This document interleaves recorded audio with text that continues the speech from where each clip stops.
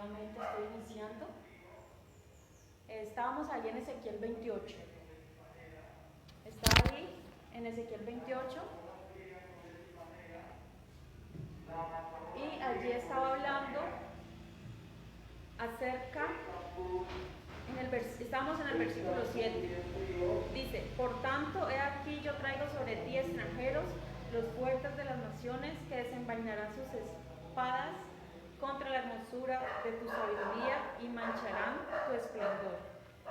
Allí podemos ver que una de las características del anticristo es que va a ser de hermosa apariencia. En otro pasaje de la Biblia dice que será alto, más alto que sus compañeros. Dice que va a ser un hombre hermoso, un hombre sabio, un hombre atractivo, hermoso, que va a traer y causar admiración tanto hombres como mujeres. Todos ellos van a quedar admirados ante este personaje. ¿Sí?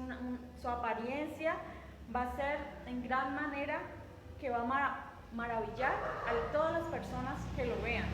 Toda la gente va a quedar asombrado ante él, ante su sabiduría, ante su hermosura, ante su riqueza, ante su conocimiento, porque va a ser un hombre que va a saber de todas las áreas, como ya lo había dicho, pero también va a ser un hombre altivo, un hombre orgulloso, un hombre, incluso dice en otra parte que muy probablemente sea homosexual, porque dice que del amor de las mujeres no hará caso.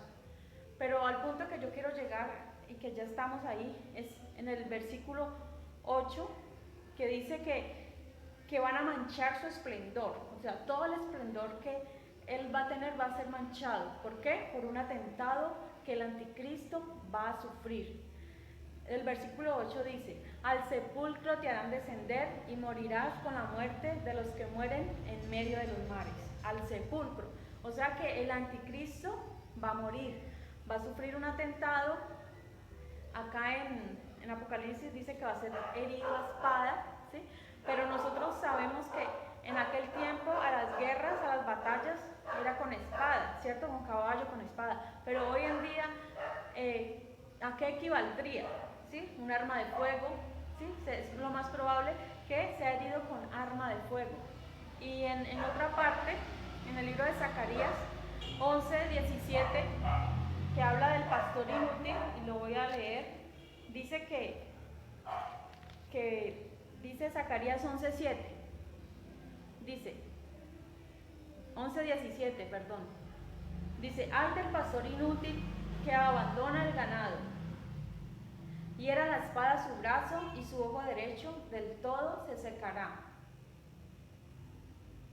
Dice: se secará su brazo y su ojo derecho será enteramente oscurecido. O sea que lo más probable es que en este atentado, esta parte derecha, ¿sí? Su ojo derecho se va a oscurecer y su brazo derecho será secado, ¿sí? Según el libro de Zacarías, ¿sí? ¿Por qué podemos decir que ahí en Zacarías está hablando del anticristo?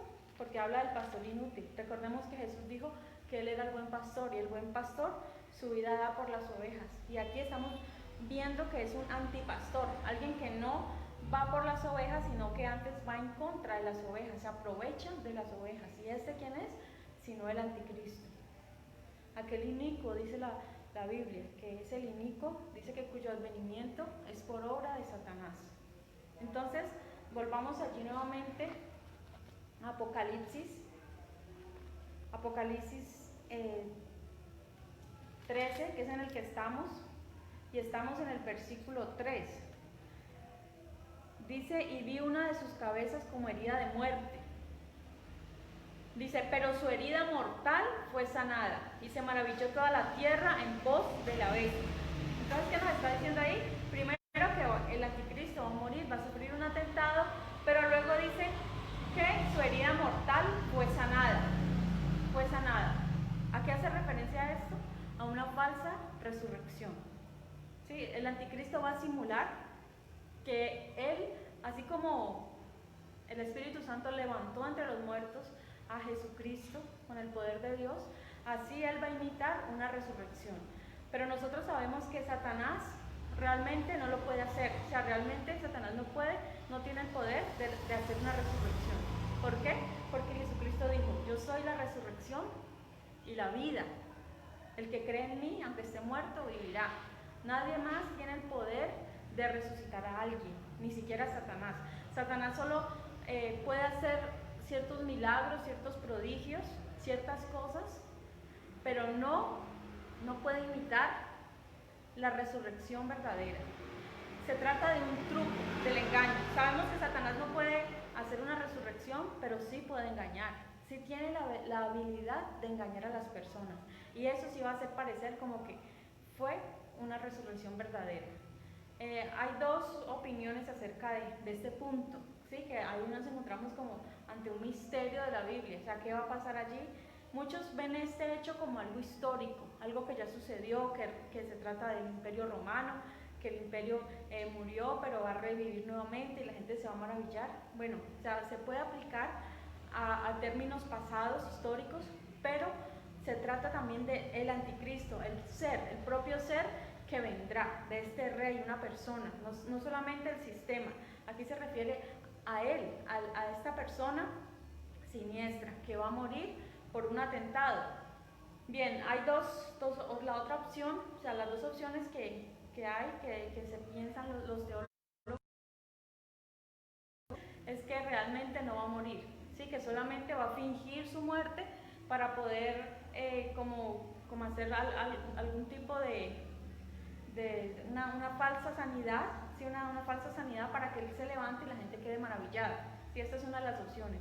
Pero de acuerdo a lo que leímos en Ezequiel 28, dice que al sepulcro te harán descender. Y también aquí en Ezequiel 28 dice que ahí en el versículo 9 dice, hablarás delante del que te mate diciendo, yo soy Dios, tú hombre eres y no Dios, en la mano de tu matador.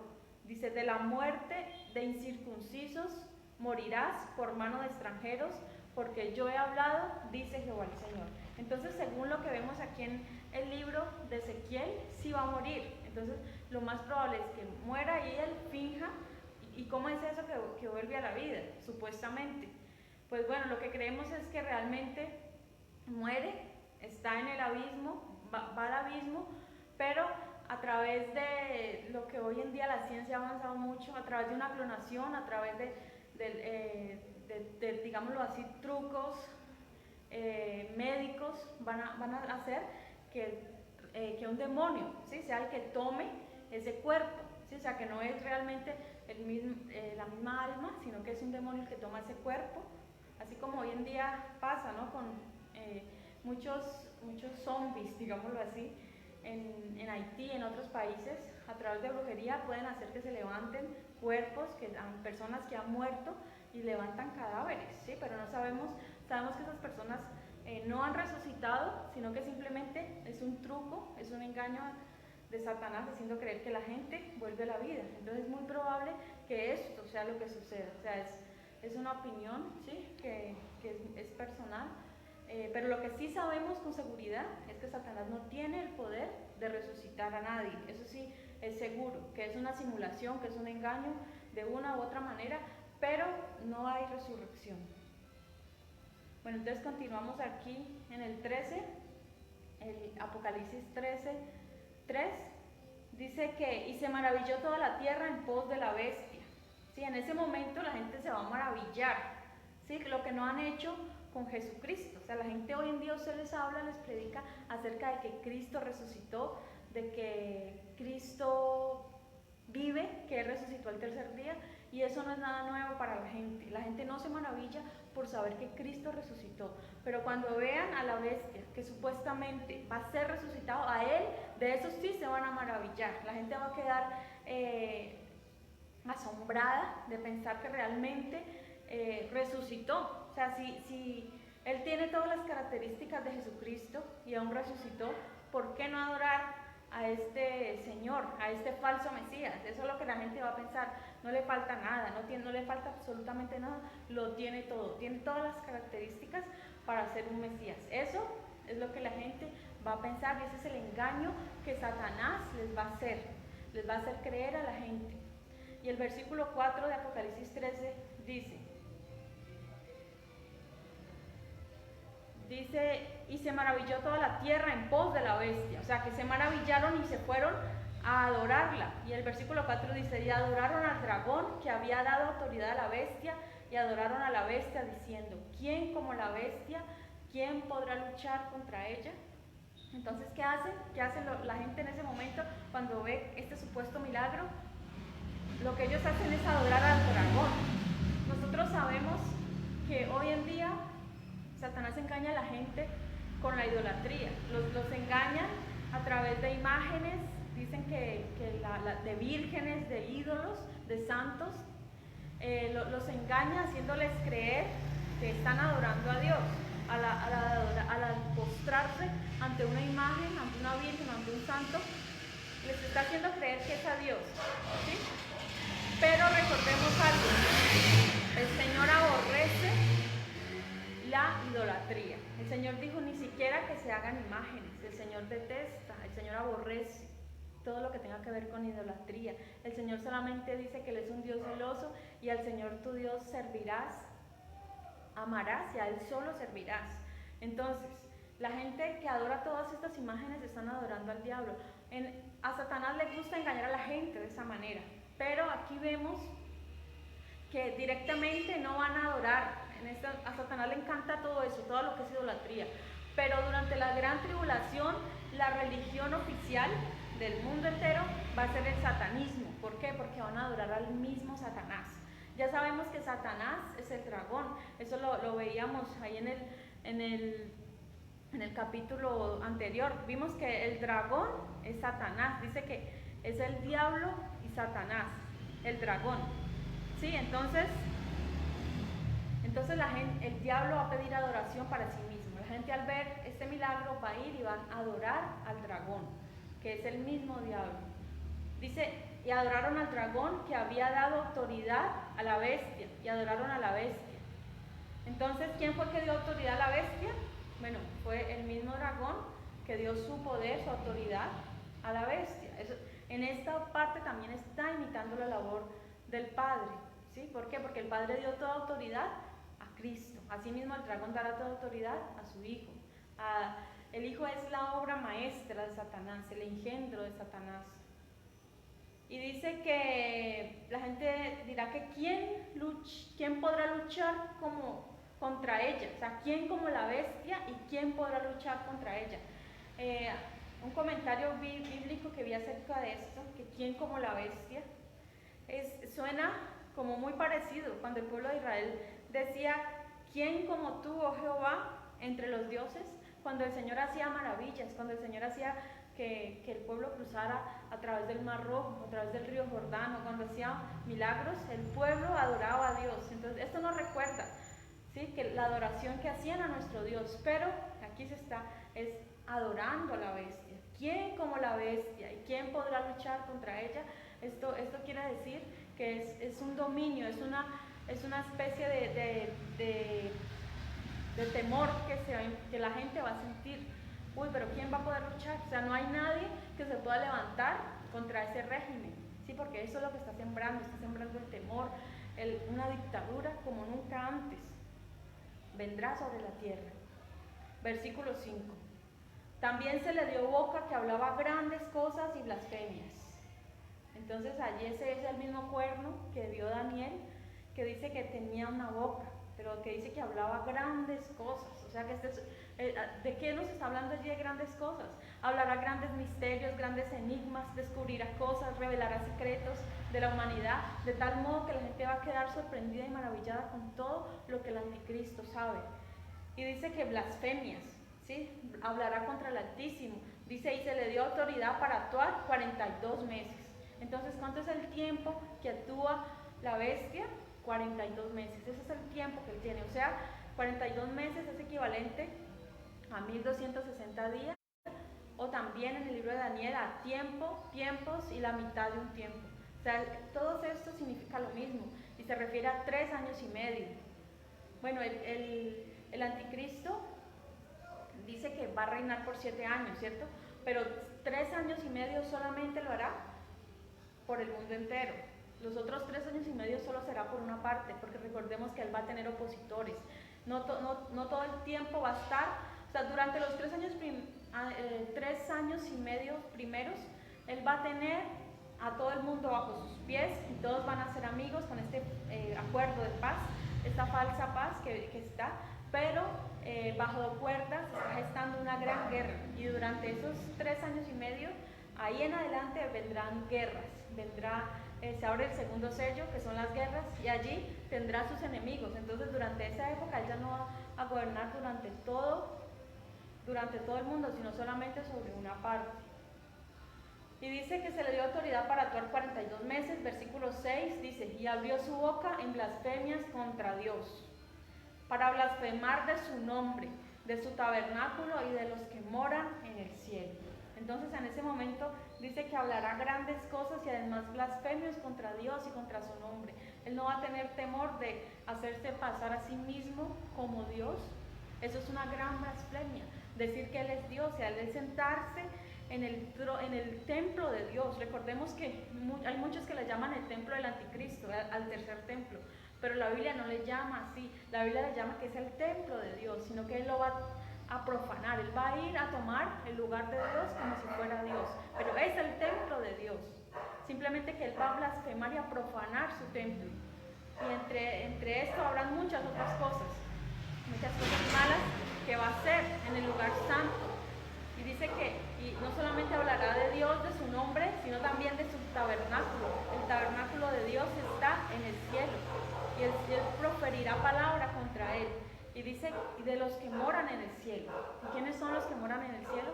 Podemos pensar en los ángeles, los arcángeles, los 4 seres vivientes, los 24 ancianos. ¿Y quiénes son los 24 ancianos? Recordemos que los 24 ancianos representan al pueblo de Dios, a la iglesia arrebatada. ¿Sí? Estos son los 24 ancianos, representantes de la iglesia. O sea que en ese momento la iglesia, recordémoslo, siempre no perdamos esto de vista, la iglesia no está aquí en la tierra durante la gran tribulación. La iglesia está en el cielo. ¿Qué pasa? Aquí habíamos visto, más adelantico vamos a ver, y pasemos inmediatamente, dice, y se le permitió hacer guerra contra los santos y vencerlos. O sea, los santos son aquellos que están aquí, que se van a arrepentir durante la gran tribulación a través de la predicación de los 2 testigos y de los 144,000 sellados judíos. Ellos son los santos, ¿sí? Pero podemos saber, perdón un momento.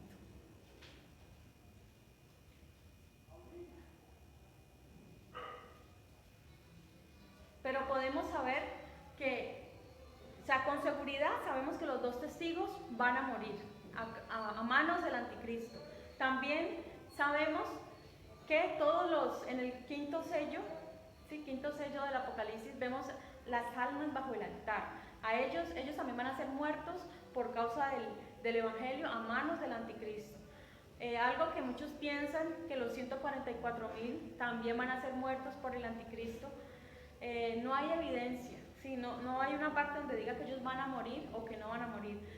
Yo personalmente creo que ellos no van a morir, sino que ellos van a pasar vivos, digámoslo así, durante la gran tribulación, porque en el próximo capítulo vamos a ver que dice que los 144,000 son como primicias para Dios, ¿sí? Son las primicias para Dios, yo pienso, sin conocer la muerte. Bien, pero lo que sí sabemos es que va a luchar contra los santos y los va a vencer. ¿Sí? Esta guerra va a ser una guerra unilateral. A los santos no les es permitido defenderse. Ellos simplemente dejarán que los maten, morirán como mártires, pero ya sabemos la recompensa que viene para ellos, tanto para ellos como el castigo que viene para el anticristo y todo su sistema. Bien, entonces lo que quería decirles ahora es que como en el cielo están los santos, la iglesia de Cristo, ¿sí? En el cielo están. ¿Qué pasa? Como el anticristo no puede contra ellos, ya se les escapó de la mano, ¿qué es lo que él va a poder hacer? Hablar, blasfemar, es lo único que él va a poder hacer contra los santos, blasfemar contra ellos, contra la iglesia de Cristo y contra todos los seres que moran en el cielo. Bien, entonces estamos en el 7, dice, y se le permitió hacer guerra contra los santos y vencerlos. También se le dio autoridad sobre toda tribu, pueblo, lengua y nación. En ese momento vemos que se refiere al gobierno del anticristo, que va a ser sobre todo el mundo. Ahí se le dio el poder, la autoridad. Recordemos que la autoridad principalmente es delegada por Dios. Dios es soberano en todo. ¿Y quién es la principal autoridad? Es dada por Dios. O sea, aún el mal, Dios lo permite. Dice la Biblia que ni una hoja de un árbol se mueve, sino es por la voluntad de Dios. Entonces, por eso sabemos que aún así el gobierno es permitido por Dios. Versículo 8 dice: y la adoraron todos los moradores de la tierra, cuyos nombres no estaban escritos en el libro de la vida del Cordero, que fue inmolado desde el principio del mundo. Entonces, ¿quiénes adoraron a quién? Los moradores de la tierra. ¿A quién adoraron? A la bestia. ¿Y quiénes son los moradores de la tierra? Todos aquellos que pertenecen a la tierra, aquellos que aman la tierra, que aman las cosas del mundo, que están apegados a la tierra. Recordemos que nosotros, como cristianos, como hijos de Dios, no pertenecemos a la tierra. Estamos aquí, pero no somos de aquí. La Biblia nos dice que somos peregrinos y extranjeros. En esta tierra somos advenedizos y estamos solamente de paso. Nuestra ciudadanía está en los cielos, con Dios. Entonces, por eso nosotros no somos moradores de la tierra. Recordemos siempre eso. Cuando la Biblia dice que el morador de la tierra se refiere a los inconversos, a los impíos, a los que recibirán juicio, a los que recibirán condenación. Y aquí dice, cuyos nombres no estaban inscritos. Dice, no estaban escritos en el libro de la vida del Cordero. ¿Qué es el libro de la vida? La Biblia dice que los discípulos una vez se regocijaron porque los demonios se les sujetaban. Y el Señor les dijo, mire, ustedes no se alegren porque los demonios se sujetan. No nos alegremos porque tal vez Dios usa a muchos en sanidad, en milagros, o tal vez porque hablan en lenguas, o porque dan profecía, o porque tienen un ministerio grande, o porque ganan muchas almas, tal vez, o porque enseñan la palabra, o porque cantan bonito. No hay ninguna de estas razones para estar alegres. Dice la Biblia que si hay algo por el cual nosotros debemos estar alegres es porque nuestro nombre está escrito en el libro de la vida. Esa sí es una razón verdadera por la cual el cristiano, el creyente, debe estar alegre, debe estar feliz, que su nombre aparezca allí. Imagínense de lo que nos vamos a librar, que nuestro nombre está escrito en el cielo. Nos vamos a librar de la condenación eterna, del lago de fuego, de toda la condenación y del diablo y sus demonios. Y dice, continuamos en el 8. Dice que fue inmolado desde el principio del mundo. Mire, antes de que el mundo fuera creado, el Señor ya había destinado a su Hijo Jesús para ser inmolado por nuestros pecados, dice la Biblia. Entonces ya el plan de redención ya estaba hecho, el plan ya estaba dado antes de que el hombre pisara esta tierra. Ya el plan de redención estaba perfectamente diseñado. Bien, versículo 9 dice: si alguno tiene oído, oiga. Esta expresión no la escuchábamos desde que estábamos viendo las 7 iglesias, que el Señor dice, el Espíritu dice, el que tiene oído, oiga lo que el Espíritu dice a las iglesias. Aquí nuevamente el Señor está diciendo, oiga, el que tiene oído, oiga, escuche, no solamente para que escuche por un oído y le salga por otro, sino que ponga en práctica que este mensaje es para nosotros hoy. Y versículo 10 dice, si alguno lleva en cautividad, va a cautividad. Si alguno mata a espada debe ser muerto. Aquí está la paciencia. ¿Qué se refiere esto? Que todos ellos, que el anticristo y todos sus seguidores y todos aquellos que harán daño a los santos, a los hijos de Dios, ellos también van a recibir su castigo, ellos también van a morir, y peor aún, porque su juicio, su castigo es eterno y para siempre. La tortura de estos cristianos solo durará un poco tiempo, pero el castigo del infierno y el lago de fuego es para siempre, es eterno. Por eso es una esperanza. Sabemos que para este tiempo los santos, las personas van a tener acceso a la Biblia, a esta palabra. Y esta palabra que ellos van a poder leer en ese tiempo va a ser un motivo de esperanza, les va a ayudar en su fe, a fortalecer, porque dice, aquí está la paciencia y la fe de los santos. O sea que ellos al leer esta palabra van a tener la fe, la esperanza, la paciencia. ¿Para qué? Para resistir, para perseverar en todo esto, en todo lo que viene. Porque lo que viene para ellos es grave, es terrible. Pero ya sabemos el final, ya sabemos cuál es el final de todo. Eso es lo bueno, que el Señor no deja sin esperanza. El Señor promete cielo nuevo y tierra nueva. ¿Pero para quién? Para el que persevere, para el que tenga fe. Entonces ahí dice eso, que si alguno mata espada, espada de morir. La Biblia dice que no os engañéis, Dios no puede ser burlado, pues todo lo que el hombre sembrare, eso también segará. Entonces allí podemos ver que no importa lo que venga, el Señor está con su pueblo y cada uno recibirá justa retribución a su pecado, a su maldad y a todo lo que hicieron conforme a su propia voluntad, todo lo pagarán delante de Dios. Un día la humanidad estará ante el juicio, ante el trono blanco. ¿Para qué? Para dar cuenta por lo que hizo mientras estaba en el cuerpo, dice la Biblia.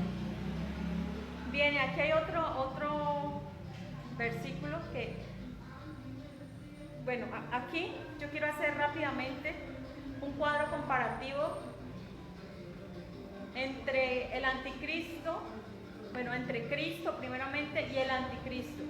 Quiero hacer esa comparación para que veamos esta gran verdad. Dice, primero Jesucristo descendió de arriba. En cambio el otro, dice la Biblia, ascenderá del abismo. Bueno, voy a dar las citas también. Bueno, descendió de arriba, está en Juan 6:38. En cambio el anticristo ascenderá, o sea, subirá del abismo. Y eso está en Apocalipsis 11:7. Dice la Biblia que Jesucristo es la verdad, y eso está en Juan 14:6. En cambio, él dice que el engaño de Satanás, del anticristo, prosperará en su mano, y eso está en Daniel 8:25. Dice también que vino en el nombre de su Padre, y eso está en Juan 5:43. En cambio el otro dice, vendrá en su propio nombre. O sea, el anticristo vendrá en su propio nombre, y eso también está en la misma cita, Juan 5:43. Dice la Biblia que Jesús se humilló, y eso está en Filipenses 2:8.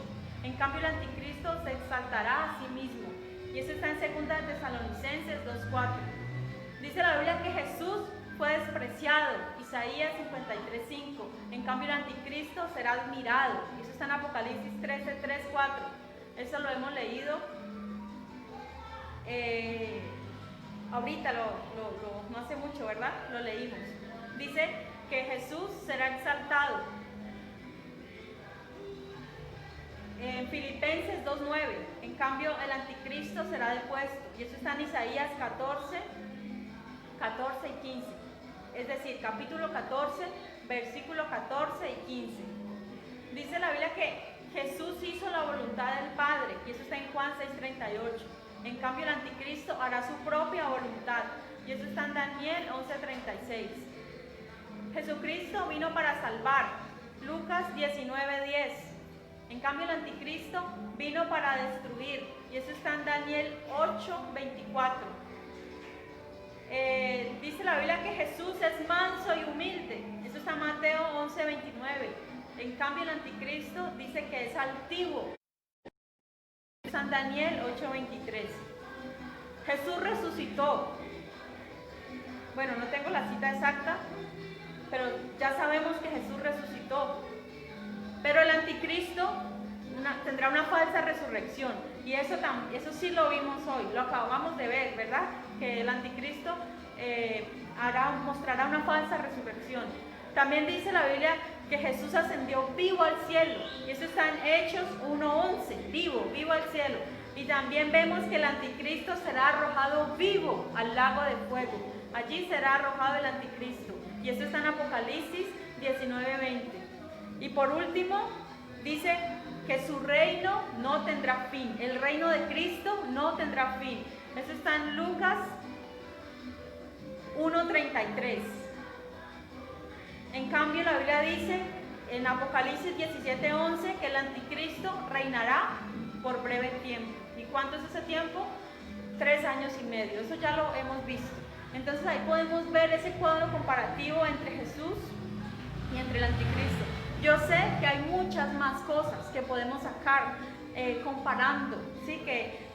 Acerca del nacimiento, ¿sí? Que también hay una similitud, pero contrario, ¿sí? Eso lo podemos ver, y yo sé que hay muchas más cosas, pero vamos a dejar hasta allí. Entonces hemos podido ver que el anticristo es el hombre de pecado, ¿sí? Que va a fingir una muerte, una resurrección, y la gente lo va a adorar, se va a maravillar, un hombre muy sabio, muy entendido, pero al final dice la Biblia que su final será lanzado al lago de fuego. Dice que va a ser lanzado vivo al lago de fuego. Y con esto pues entonces terminamos esta primera parte. Aún así no se termina todo el capítulo, sino que es Apocalipsis 13, del 1 al 10. Si Dios lo permite, este domingo continuamos con la bestia que sube de la tierra. Que el Señor les bendiga.